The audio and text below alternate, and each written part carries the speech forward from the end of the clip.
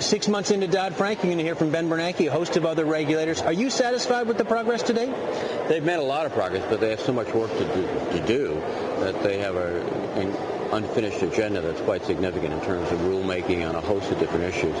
And then the other critical issue is making sure they have the resources to get these rules not only promulgated effectively, but enforced effectively. How great a risk is that right now? You've got Republicans in the House trying to slash the budgets of the CFTC, the SEC for this fiscal year. I think it's a dangerous situation because without effective regulation, we'll find ourselves, unfortunately and regrettably, in the same position we did 2 years ago, where unregulated markets, particularly in derivatives, caused significant damage to the overall economy. That was not just restricted to Wall Street, it crippled Main Street, huge unemployment, et cetera. And if we haven't learned from the last several years of very difficult economic challenges about effective enforcement, then I think we've made a mistake. We have to have good regulations and good enforcement. What's your level of confidence right now that the Senate, democratically controlled, the Republican House, is going to agree on funding levels for these agencies that will not undermine this law? I think we have to continue to make the case that any short-run savings can contribute to the same type of lax regulation,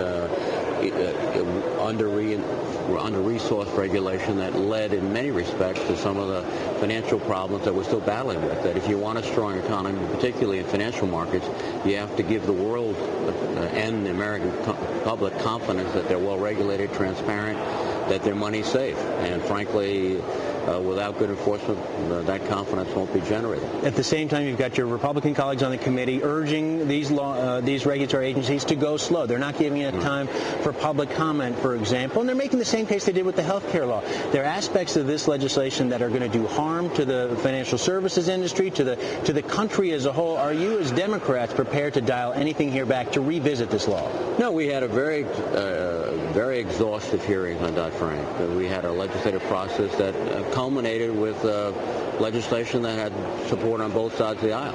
And frankly, if you want to look at the cost, look at the cost of poor regulation in 2008, 2009, 2007, when particularly in the Bush administration, when resources were cut back, when individuals could not be hired by the regulators, when policies were to go slow. That, I think, contributed to some degree, not completely, but to some degree, to the financial crisis. Ben Bernanke's going to be there today. You expect him to comment on the economy as well? I think he will, but I think it'll be sort of tangential to the overall issue of Dodd-Frank. All right. Let's leave it there. Senator Reid, thanks very much. Senator Jack Reid of Rhode Island, member of the Banking Committee. Betty, that hearing begins 10 a.m. Eastern Time here on the Hill.